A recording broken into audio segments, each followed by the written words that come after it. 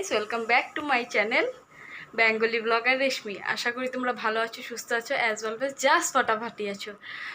আজ হলো গিয়ে জুনের 2 তারিখ। তো আমরা কলকাতা থেকে বেরিয়ে পড়েছি হুগলি তারকেশ্বর যাওয়ার জন্য। তো দেখো, আমি, বাবা, দিদি, জিজু দর্শনের আগেই মায়ের দর্শন পেয়ে গেলাম।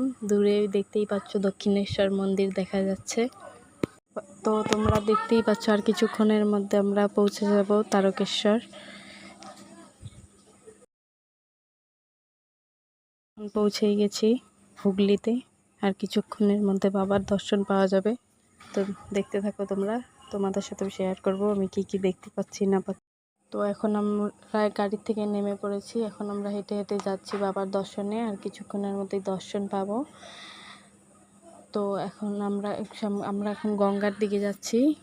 গঙ্গাতে একটু শুদ্ধ হয়ে জল টল ছিটিয়ে নিয়ে তখন বাবার পুজোতে আমরা বাবার কাছে গিয়ে আমরা পুজো করব।